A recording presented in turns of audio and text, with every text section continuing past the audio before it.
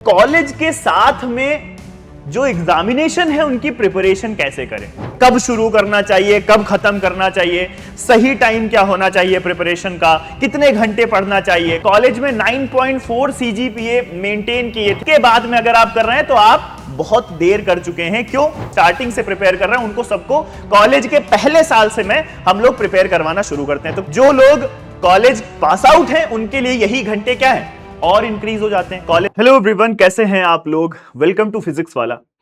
एक जो सबसे इंपॉर्टेंट क्वेश्चन हमेशा एक स्टूडेंट के दिमाग में रहता है जब वो अपनी प्रिपरेशन स्टार्ट करता है या फिर वो कॉलेज में होता है कि कॉलेज के साथ में जो एग्जामिनेशन है उनकी प्रिपरेशन कैसे करें। जरूरी नहीं है आरआरबी जेई और एसएससी जेई, किसी भी एग्जाम को अगर आप कॉलेज के साथ में प्रिपेयर करना चाहते हैं तो उसकी बेस्ट टेक्निक क्या होनी चाहिए वो इस 10 से 15 मिनट की वीडियो के अंदर आपको मैं बता दूंगा। और इसके बाद आपको कभी भी यह डाउट नहीं रहेगा कि मुझे कब शुरू करना चाहिए, कब खत्म करना चाहिए, सही टाइम क्या होना चाहिए प्रिपरेशन का, कितने घंटे पढ़ना चाहिए, कॉलेज खत्म हो जाने के बाद शुरू होना चाहिए या फिर कॉलेज के बीच में ही शुरू कर दें हम, तो क्या ये सब में कितने घंटे पढ़ूं मैं, ये सारी चीजें मैं आपको इस 10 से 15 मिनट की वीडियो में बता दूंगा। और आई होप इसके बाद में आपके ये सारे डाउट्स कंप्लीट हो जाएंगे। और अगर आपको कोई भी डाउट रह जाए तो आप वीडियो के कमेंट सेक्शन में मुझको पूछ सकते हैं, मैं आपको फिर से बता दूंगा, ठीक है। अच्छा, अगर मैं क्यों एलिजिबल हूं ये सब चीजें आपको बताने के लिए कि मैंने खुद अपने कॉलेज टाइम में I have graduated from NIT Kurukshetra, मैंने कॉलेज में 9.4 सीजीपीए मेंटेन किए थे और साथ ही साथ थर्ड ईयर में और फाइनल ईयर में दोनों साल I have cracked preparation exam, जैसे गेट भी क्रैक किया था और जो एग्जाम के लिए एलिजिबल था मैंने वो एग्जाम क्रैक किए हुए हैं। तो एग्जैक्टली मुझे पता है कि मैं अपने कॉलेज का डिपार्टमेंटल टॉपर हूं, साथ ही साथ एग्जाम क्रैक किए हैं, तो मुझको एग्जैक्टली पता है कि आपको क्या करना चाहिए। जो मैंने फॉलो किया वही मैं बताऊंगा कि आप भी फॉलो करो और आप देखेंगे कि आपके सारे एग्जाम क्रैक होते हुए चले जाएंगे और साथ ही साथ आप कॉलेज में भी टॉपर रहेंगे, आपको उसमें कोई डाउट नहीं आएगा, ठीक है।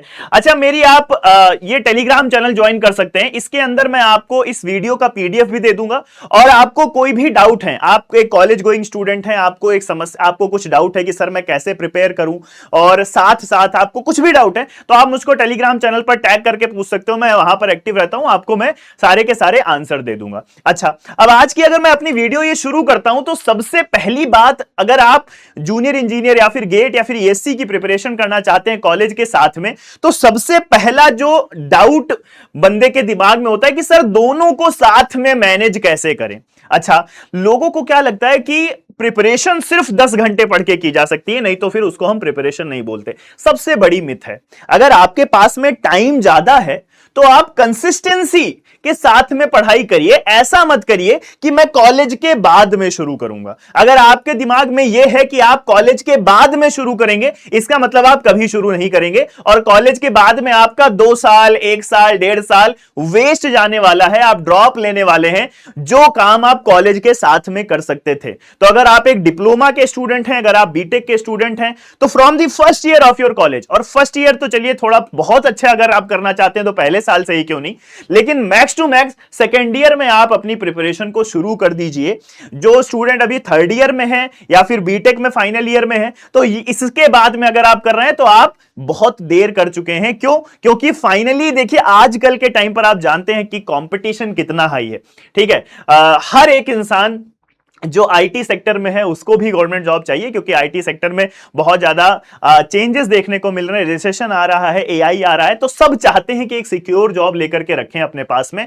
और उसका ध्यान में रखते हुए अगर आप अपनी प्रिपरेशन को टाइमली अपने कॉलेज के साथ में शुरू कर लेंगे तो फाइनली आपको बहुत ही इजीनेस हो जाएगी और आप उन लोगों से अपने आप को आगे पाएंगे जो लोग कॉलेज के बाद में अपनी प्रिपरेशन शुरू कर रहे हैं। अच्छा, करना क्या है अगर आप कॉलेज के साथ में प्रिपेयर करना चाहते हैं? मैंने कैसे किया, मैं बेसिकली यही ध्यान रखता था कि हमारे पास में जो कॉलेज के हैं, कॉलेज में जो सब्जेक्ट्स चल रहे हैं, सबसे पहली बात, जो सब्जेक्ट्स कॉलेज के अंदर चल रहे हैं उन सब्जेक्ट्स को मैं साथ में प्रिपेयर कर लूंगा। अगर मेरे कॉलेज के अंदर मान लीजिए कि ट्रांसपोर्टेशन इंजीनियरिंग चल रही है, अगर मेरे कॉलेज के अंदर ट्रांसपोर्टेशन इंजीनियरिंग चल रही है तो मैं क्या ये इंश्योर करूंगा, मैं ये इंश्योर करूंगा कि मैं ट्रांसपोर्टेशन जो है, ट्रांसपोर्ट अपने कॉलेज के साथ में, कॉलेज में जब सेमेस्टर में ट्रांसपोर्ट है तब मैं ट्रांसपोर्ट कंप्लीट कर लूं एसएससी जेई, आरआरबी जेई और गेट के सिलेबस के हिसाब से। सिमिलरली जो सब्जेक्ट कॉलेज के सेमेस्टर एग्जाम में रहेगा वो सब्जेक्ट हम साथ साथ प्रिपेयर करते चलेंगे। अच्छा, उसके बाद में क्या चेंजेस है? जैसे अगर कॉलेज में आप पढ़ रहे हो तो इसकी थ्योरी पढ़ोगे, सब कुछ पढ़ोगे। इसके अदर देन दैट आपको पीवाईक्यूज सॉल्व कर लेने हैं, गेट के, एसएससी के, गेट के, एसएससी के, जो भी एग्जाम आप प्रिपेयर कर रहे हो उसके पीवाईक्यूज सॉल्व करते चलने हैं और इसके साथ में रिवीजन करते चलना है। अच्छा, अगर आप देखो, अगर मैं पूरे दिन को डिवाइड करूं, मैं ये मान के चलता हूं कि आपका कॉलेज सुबह 9 बजे से शुरू होता है, ठीक है ना, और शाम को 3-4 बजे तक चलता है, बीच में गैप्स रहते हैं, यह आपके कॉलेज का शेड्यूल है। तो आप 1 से 1.5 घंटा सुबह, 1 से 1.5 घंटा सुबह आप क्या कर सकते हो? रिवीजन कर सकते हो और पीवाईक्यूज कर सकते हो।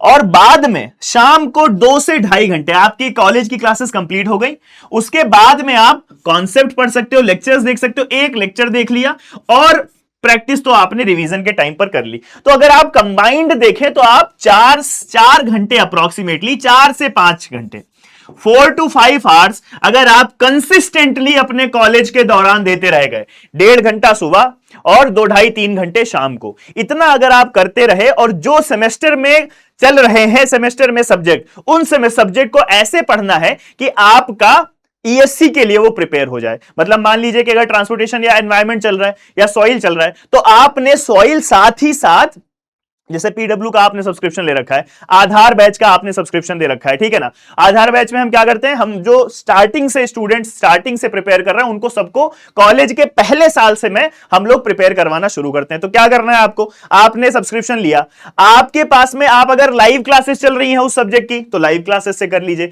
रिकॉर्डेड क्लासेस अवेलेबल है तो रिकॉर्डेड क्लासेस से कर लीजिए। हमारा एक फीचर है खजाना, उस खजाना के अंदर आपको जितने भी सब्जेक्ट है उनका सबके रिकॉर्डेड क्लासेस मिल जाएंगी। तो सबसे बेस्ट तरीका क्या है, आपके क्लास में जो सब्जेक्ट चल रहा है, आपके सेमेस्टर में जो सब्जेक्ट है, उस सब्जेक्ट को आप भली भांति अच्छी तरीके से एग्जाम लेवल पे कंप्लीट करो, जिससे आपके सेमेस्टर में भी टॉप करोगे आप और साथ ही साथ आप एग्जाम में भी वो सब्जेक्ट आपका पूरा कर जाएगा। This was my strategy.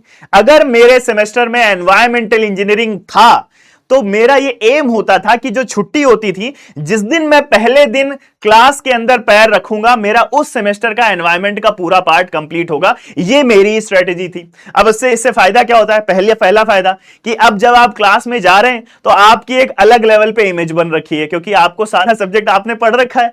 दूसरा, आपके एग्जाम में, जो कॉलेज में एग्जाम हो रहे उसमें आप टॉप रैंक करो, सीजीपीए आप 9.5 फोड़ रहे हो, और साथ ही साथ आपका सब्जेक्ट कंप्लीट हो गया है एग्जाम के स्पेसिफिक, जो भी एग्जाम आप कर रहे हो उस एग्जाम के हिसाब से। तो ये मेरी स्ट्रेटेजी थी, मैं ये स्ट्रेटेजी फॉलो करता था और इसी का नतीजा है कि मेरा 3rd ईयर में ही गेट क्रैक हो गया था, आईआईटी सब कुछ मिल रही थी, और साथ ही साथ 9.4 सीजीपीए में अपने कॉलेज का डिपार्टमेंटल टॉपर, ऐसे में ग्रेजुएट हुआ। तो अगर आप ये स्ट्रेटेजी फॉलो कर सकते हैं तो आपको डेफिनेटली दोनों चीजों में सफलता मिलने वाली है। अच्छा, एक और चीज, जो आपके कॉलेज के बीच वाला टाइम होता है, क्लासेस के बीच वाला टाइम, फ्री पीरियड मिल गया है ना, अगर आप कहीं ट्रैवल कर रहे हो तो उसमें हमेशा अपने शॉर्ट नोट्स अपने हाथ में रखो, ठीक है ना। तो शॉर्ट रिवीजन करने के लिए शॉर्ट नोट अपने पास में रखो। शॉर्ट नोट अगर अपने हाथ में रखोगे तो वो क्या करेंगे, शॉर्ट नोट्स के थ्रू आप रिवीजन कर। अच्छा, शॉर्ट नोट्स एक अलग इंपॉर्टेंट टॉपिक है। शॉर्ट नोट्स बनाना चाहिए कि नहीं बनाना चाहिए? 101% बनाना चाहिए। क्यों?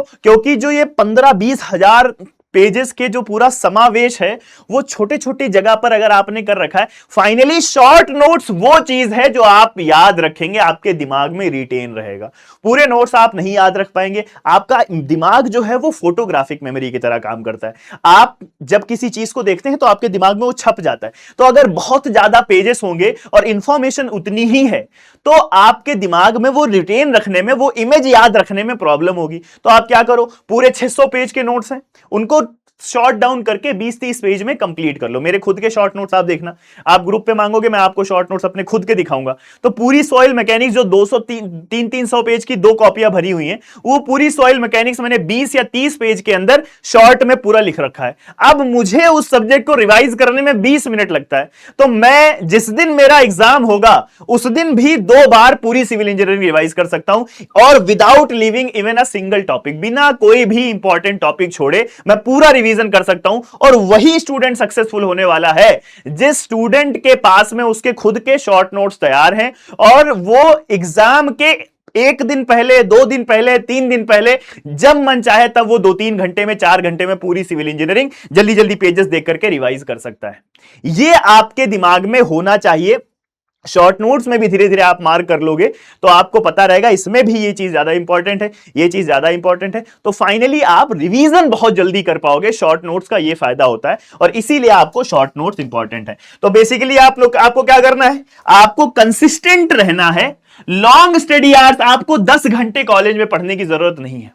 10 घंटे मत पढ़िए। जो इंसान 10 घंटे एक दिन पढ़ता है, अगले दिन नहीं पढ़ता। तो दिमाग में क्या रखना है, आपको कंसिस्टेंट रहना है without thinking about long study hours. भाई जितना आप लोग ने, है ना, मैं तो अपने 10th क्लास से ही प्रिपरेशन वाले फेज में हूं। जेई मेंस के लिए प्रिपेयर किया, फिर उसके बाद में एडवांस के लिए प्रिपेयर किया, फिर उसके बाद में गेट के लिए प्रिपेयर किया, ईएससी के लिए प्रिपेयर किया, आरआरबी जेई के लिए प्रिपेयर किया, फिर उसके बाद में यूपीपीएससी एई के लिए प्रिपेयर किया। तो मैं 8-10 साल से लगातार प्रिपरेशन फेज में हूं, ठीक है ना। तो मुझे ये पता है कि अगर आप लालची इंसान हो, अगर आपका जो टाइम टेबल आप बनाते हो उसमें आप कभी भी 10 घंटे से नीचे की पढ़ाई नहीं रखते, तो आप एकदम गलत पाथ पे हो। लिटरली मेरा यकीन मानिए, 5 घंटे की कंसिस्टेंट स्टडी 6 महीने आपको AIR टॉप 10 में दे सकती है, रादर देन 1 महीने में 5 दिन 10 घंटे पढ़ के बाकी दिन कुछ ना करना। ये मेरी बात दिमाग में रखिएगा। जब आपके दिमाग में एक चीज डाउट कंप्लीटली क्लियर होगा कि मुझे सिर्फ 5 घंटे पढ़ना है, तो आप पढ़ लोगे। अगर आपको यह लगेगा कि मैं जितना ज्यादा कर पाऊं उतना ज्यादा पढ़ लूं, तो आप कभी भी नहीं पढ़ेंगे, क्योंकि आपका दिमाग उस चीज से डरता रहेगा। तो यह बात एकदम क्लैरिटी से होनी चाहिए कि मैंने अगर एक शेड्यूल बना रखा है, उस शेड्यूल को मैं फॉलो करूंगा, मैं कंसिस्टेंसी पे ज्यादा फोकस करूंगा, अपने जो शेड्यूल है उसको तोड़ने की कोशिश नहीं करूंगा। अगर मैंने 5 घंटे पढ़ाई को दे रखे हैं तो मैं 10 घंटे भी नहीं पढ़ूंगा, और चाहे कुछ भी बिगड़ जाए मैं 5 से कम भी नहीं पढ़ूंगा। अगर ये आपने सेटल कर लिया तो आपकी बॉडी उस टाइम पर भी पढ़ने को आपको मोटिवेट कर देगी जिस टाइम पर आपका पढ़ने का मन नहीं है। जब पढ़ने का मन होता है तब तो सारे लोग पढ़ते हैं, लेकिन जब पढ़ने का मन नहीं है और अगर आप उस टाइम पर पढ़ पा रहे हैं, तब मतलब आप एक सही रास्ते पर हैं। और absolutely you have to act like a robot. आपको एक रोबोट की तरह काम करना पड़ेगा। पढ़ाई जो है वो मूवी नहीं है कि अच्छी लगी आज, नहीं अच्छी लगी कल, अच्छी लगी आज देख ली कल नहीं देखी। रोबोट की तरह डेली बेसिस पर वही शेड्यूल रोज फॉलो करते रहोगे तो आपका एग्जाम निकल जाएगा। और 6-7 महीने की बात है। RRB JE, SSC JE, 6 to 7 month, एक बार सिलेबस कंप्लीट, आपने अच्छे से पढ़ाई कर ली, रिवीजन कर लिया, ये शेड्यूल फॉलो कर लिया, आपका हो जाएगा। जो लोग कॉलेज पास आउट हैं उनके लिए यही घंटे क्या है, और इंक्रीज हो जाते हैं। कॉलेज में जो आपके 6-7 घंटे जा रहे हैं वो नहीं जा रहे, तो आपको उन घंटे में भी पढ़ना है। यह बात आपकी रही कि आपको कॉलेज में साथ में कैसे पढ़ना है, और साथ ही साथ कंसिस्टेंट कैसे रहना है। Long study hours per focus नहीं करना। आप जो सब्जेक्ट पढ़ रहे हैं वही सब्जेक्ट आप पढ़ते रहिए। आप उसी सब्जेक्ट को गेट लेवल, ईएससी लेवल और एसएससी जेई लेवल प्रिपेयर करते रहिए। साथ ही साथ उसके पीवाईक्यूज, जो रिवीजन वाला टाइम है उसमें आप उसके पीवाईक्यू सॉल्व करते रहिए, जिसमें आपको आइडिया रहे कि आपके कॉलेज में क्या डिफरेंस है और एग्जाम में क्या अलग आ रहा है। शॉर्ट नोट जरूर प्रिपेयर करने हैं। पहली बात हो गई। दूसरी बात, सीजीपीए वर्सेस प्रिपरेशन। हमेशा याद रखिए कि लोअर सीजीपीए आपको ज्यादा फायदा नहीं देता। अगर आपको जो मैंने तरीका बताया, जो इस इंसान प्रिपरेशन कर रहा होगा उसका सीजीपीए कभी डाउन ही नहीं होगा। यह मेन बात है। अगर आपको ऐसा लग रहा है, बहुत कम बच्चे होते हैं जिनका सीजीपीए एकदम बर्बाद होता है, 5-6 में चल रहे हैं, 5 में चल रहे हैं, और फाइनली एग्जाम में वो टॉप 20, टॉप 30 में रैंक ले आ रहे हैं। बहुत कम होते हैं, क्योंकि जो पढ़ने में अच्छा है यार वो सब जगह अच्छा रहेगा। ऐसा थोड़ी है कि कोई इंसान कॉलेज के अंदर एकदम सो जा रहा है और एग्जाम में जाकर के उसमें फोड़ दे रहा है। नहीं है ऐसा। हाँ, ऐसा हो सकता है कि कोई कॉलेज के सेमेस्टर में बहुत बढ़िया कर रहा है लेकिन गेट एग्जाम में बहुत बर्बाद कर रहा है, क्यों? या फिर ईएससी में या फिर एसएससी जेई में बहुत बर्बाद करके आ रहा है, क्यों? ऐसा क्यों? ऐसा इसलिए क्योंकि उसने एग्जाम के स्पेसिफिकली नहीं पढ़ा है। तो आप ये समझ के रखिए कि अगर आप SSC JE, RRB JE, GATE, इनकी सबकी अगर आप प्रिपरेशन कर रहे हैं तो आपका सेमेस्टर एग्जाम ऑब्वियसली बहुत बढ़िया जाने वाला है। सेमेस्टर एग्जाम हमेशा बहुत अच्छे ग्रेड से आप पास करोगे, ये बात आपके दिमाग में होनी चाहिए। अगर आप सेमेस्टर के लिए सिर्फ पढ़ रहे हैं एक दिन पहले बैठ करके तो सीजीपीए अच्छा आएगा पर एग्जाम नहीं निकलेगा, ये दिमाग में आपके होना चाहिए। प्रायोरिटी देनी है किसको? कॉम्पिटेटिव एग्जाम्स के कॉन्सेप्ट को प्रायोरिटी देनी है। जैसे आपके क्लास में ओसीएफ चल रहा है तो आपके टीचर थोड़ा थोड़ा पढ़ा करके आपको क्या करेंगे, बस वही पढ़ाएंगे जो वो पेपर में देने वाले हैं और आपका सीजीपीए आ जाएगा। लेकिन जब मैं आपको ओसीएफ पढ़ाऊंगा तो मैं आपको ओसीएफ पूरा पढ़ाऊंगा, तो आपने मेहनत एक्स्ट्रा करी है लेकिन आपको इधर साइड वाले में रिजल्ट भी तो मिलेगा ना यार। जिसने सिर्फ क्लास में पढ़ा उसको सिर्फ सेमेस्टर निकलेगा, लेकिन ये वाला पार्ट तो उसका निकलेगा ना जिसने पीडब्ल्यू से सब्सक्रिप्शन के थ्रू या फिर कहीं से भी एग्जैक्टली पूरा सिलेबस कंप्लीट किया है। ये बात अपने दिमाग में रखिएगा। PYQs plus mock test are non negotiable, बिल्कुल 100% सत्य वचन है। पीवाईक्यू और मॉक टेस्ट ये आपको जरूर ऐड करने। सेमेस्टर एग्जाम की प्रिपरेशन में आप पीवाईक्यू मॉक टेस्ट नहीं दे रहे, लेकिन ये चीज अगर आप गेट और ईएससी और एसएससी आरआरबी जेई की प्रिपरेशन कर रहे हैं तो आपको पीवाईक्यू जरूर ऐड करके रखने हैं। कॉलेज के साथ में असाइनमेंट, कॉलेज के जो असाइनमेंट है वो सब करते रहो, छोड़ना कुछ नहीं है। स्मार्ट स्ट्रेटेजी क्या है? सीजीपीए सेफ जोन में होना चाहिए, 9.5 के लिए मत भागो। अब यार मेरे आ गए इसका मतलब ये नहीं है कि मतलब I was very good in writing, है ना, मैं पढ़ता उतना ही था लेकिन मैं लिखता इस हिसाब से था। पेपर जिसके 8.5 सीजीपी है, 9.5 सीजीपी है, सिमिलर रेंज में है, कुछ अलग नहीं है। तो 8.5 सीजीपी, 8 के ऊपर सीजीपीए टारगेट रखो, ठीक है, आपका सीजीपीए उससे कम ना जाए। अगर आप प्रिपरेशन कर रहे हो तो सीजीपीए अपने आप 8 के ऊपर रहेगा ही रहेगा, वो भी कोई दिक्कत नहीं है, ठीक है ना, हमेशा। लेकिन प्रिपरेशन में जो कॉम्पिटिटिव एग्जाम है उसको प्रायोरिटी रखनी है। पीवाईक्यू सॉल्व कर रहे हैं, मॉक टेस्ट लगाना है, रिवीजन लगाना है, जो बीच का टाइम फ्री का मिलना है उसमें भी रिवीजन करेंगे, ठीक है, ये हो गया। उसके बाद में अगर नेक्स्ट में स्मार्ट अप्रोच क्या है?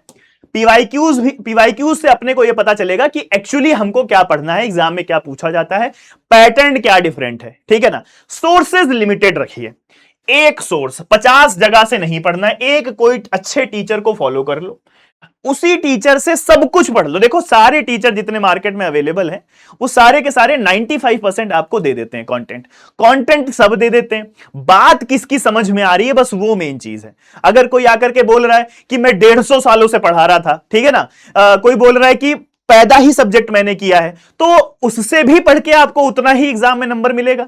और कोई बंदा आपको कोई कॉन्सेप्ट सही से समझा दे रहा है, बस समझा दे रहा है, आपको समझ में आ जा रहा है, तो बस समझने वाली मेन बात है। कोई कुछ भी है, कोई कुछ भी है, आपको कहीं से वो इंपैक्ट नहीं करने वाला है।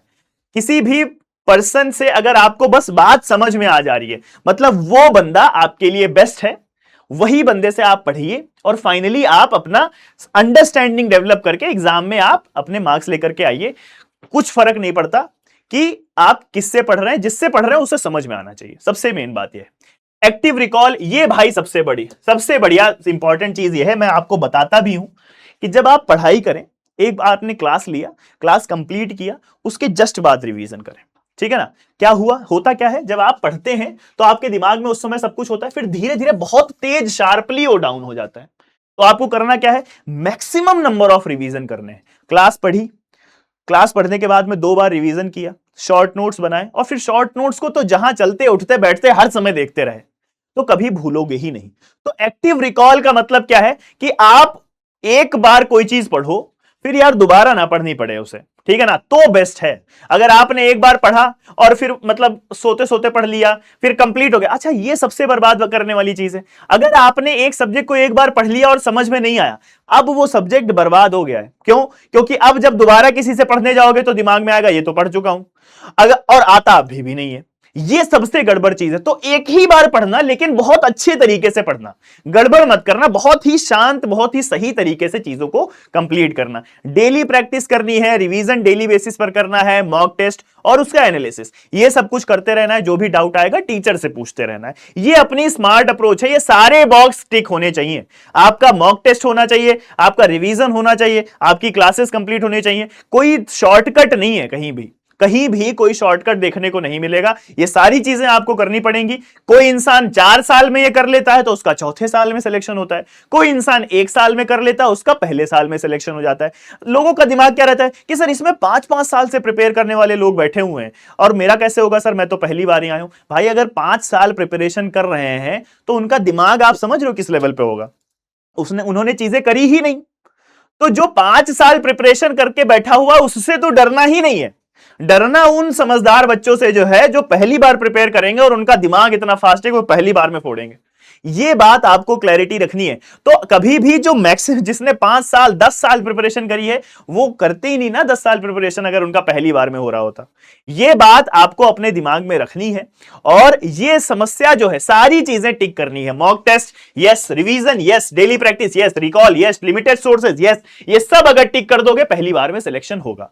फाइनली गलती क्या नहीं करनी है, कॉलेज के बाद प्रिपरेशन करूंगा, उनका कॉलेज का बाद मतलब 2 साल वेस्ट करने उनको। बहुत सारे टीचर को फॉलो कर रहे हो, हर टीचर अलग अलग बोलता है, हर टीचर कंटेंट सब एक ही दे रहे हैं, अलग अलग रास्ते से आ रहे हैं। तो जिसका समझ में आ रहा है उसी को कर लो फॉलो, ठीक है। लेक्चर्स देखे, क्वेश्चन नहीं लगाया, वेस्ट ऑफ टाइम।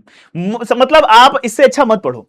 अगर आपने लेक्चर्स देख करके क्वेश्चन नहीं लगाया तो इससे अच्छा पढ़ो ही मत। रिवीजन नहीं किया मतलब आपने लेक्चर, मतलब अब आपने सब्जेक्ट भी खराब कर दिया है। अब आपका उसे पढ़ने का मन भी नहीं होगा और फाइनली आपने पढ़ा भी नहीं, आपको आता भी नहीं है, ठीक है ना। रिवीजन को लास्ट के लिए छोड़ दिया, याद ही नहीं आएगा, पहला लेक्चर याद ही नहीं आएगा पढ़ा क्या था, नया सा लगेगा। तो रिवीजन साथ में, पहले लेक्चर का अगर 40 लेक्चर हैं और आप 40वां लेक्चर देख रहे हो तो एटलीस्ट पहले लेक्चर का 20 बार रिवीजन हो जाना चाहिए था, 2-3 बार फुल नोट से और उसके बाद 10-15 बार शॉर्ट नोट से। ये माइंड में होना चाहिए, तब मैं सब्जेक्ट को कंप्लीट मानता हूं। सीजीपीए के चक्कर में कॉम्पिटिटिव एग्जाम को इग्नोर नहीं करना है। सीजीपीए यार रात के एग्जाम के एक दिन पहले भी बैठ करके आप ला सकते हो। 9 सीजीपीए, मेरे साथ में बहुत सारे स्टूडेंट थे, उनको सब्जेक्ट पता नहीं होता था क्या चल रहा है और अगले दिन उनके 9 सीजीपीए आ जाते थे। तो कुछ मतलब नहीं है। कॉलेज के 4 साल प्रिपरेशन का बिगेस्ट एडवांटेज है, आप उन सारे स्टूडेंट से आगे चले जाओगे जिन्होंने ये सोचा है कि मैं 4 साल बाद प्रिपेयर करूंगा। माइंड में क्लैरिटी रखना, चाहे आप डिप्लोमा कर रहे हो, चाहे आप बीटेक कर रहे हो, कॉलेज के साथ प्रिपेयर करोगे तो आप आगे खड़े हुए होगे। मैंने अपने कॉलेज के सेकेंड ईयर से प्रिपरेशन शुरू कर दी थी, third year final year I am way ahead of any other person जिसने 4 साल बाद प्रिपरेशन करना चालू किया होता। I have cracked exam, I have started teaching.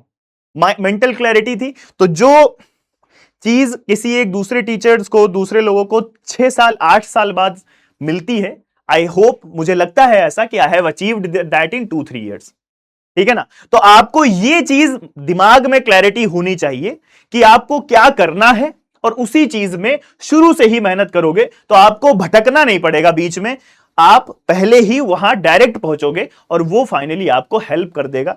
I think मैंने आपको जो भी बातें बताई हैं वो सारी बातें आपको समझ में आई। अगर सब कुछ समझ में आया है तो मुझको कमेंट सेक्शन में जरूर बताना कि ये वीडियो आपको कैसी लगी। और अगर आपको इसके बाद एक्टिव रिकॉल की टेक्निक पर एक वीडियो चाहिए, एक्टिव रिकॉल, ठीक है ना, एंड रिवीजन, इस पे अगर आपको एक वीडियो चाहिए तो आप कमेंट सेक्शन में लिखेंगे एक्टिव रिकॉल और मैं एक आपको वीडियो दूंगा जिसमें मैं एक्टिव रिकॉल की जो जितनी भी टेक्निक्स हैं, बेस्ट टेक्निक आप सभी को बता दूंगा और आप फाइनली बहुत अच्छा एग्जाम के अंदर, फाइनली जो आपने साल भर पढ़ा है उसको जो फाइनल एग्जाम होगा उसमें कैसे करके आएंगे वो आपको पता चल जाएगा और आप अच्छा स्कोर करेंगे एग्जाम में, ठीक है। आई होप आप सभी को वीडियो अच्छी लगी। थैंक यू सो मच, मिलते हैं नेक्स्ट वीडियो में। Goodbye everyone.